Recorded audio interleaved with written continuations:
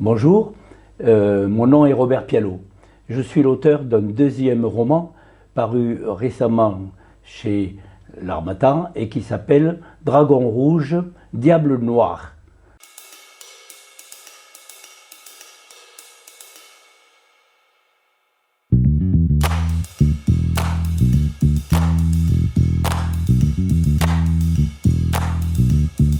L'action de mon premier roman, La courtisane rouge, se situait déjà dans la partie méridionale de la Chine, sur la côte, on va dire pas très loin de Guangzhou et de Hong Kong.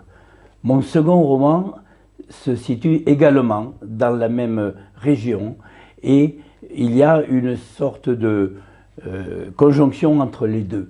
Le premier roman, à un moment donné, situait un épisode dans ce que j'ai appelé Changqing Mansions, qui est un immeuble assez particulier qui est situé à Kowloon, qui est une partie de Hong Kong bien sûr, et cet immeuble jure en gros avec, disons, l'environnement, puisque l'environnement c'est ce qu'on appelle le Golden Mile, c'est-à-dire une région une position très, très riche, avec beaucoup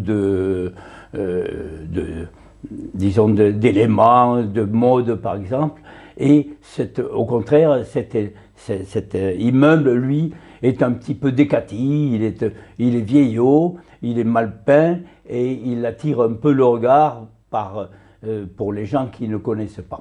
En ce qui concerne mon second roman, donc, qui s'appelle Dragon rouge, diable noir. Dragon, bon, on sait en Chine, cela veut dire les gens puissants. Rouge, ça veut dire qu'ils ont la carte du parti.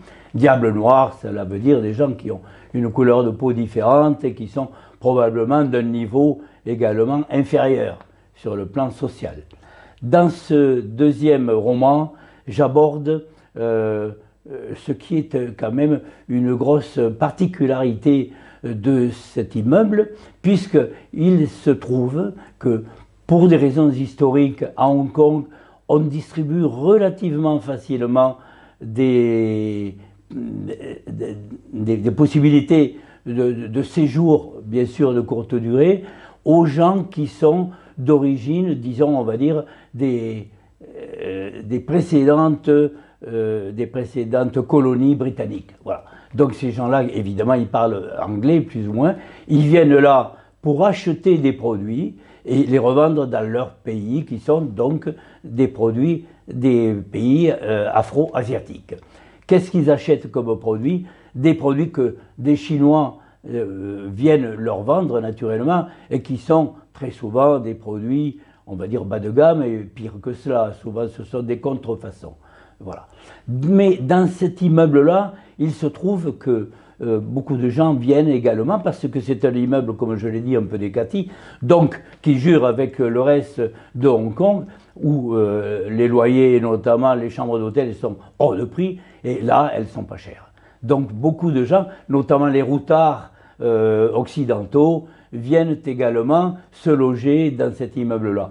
Ce qui veut dire que globalement, dans cet immeuble, on trouve un peu de tout. On trouve à la fois des étrangers, de même pays. Je pense qu'une fois, on avait trouvé 130 nationalités différentes.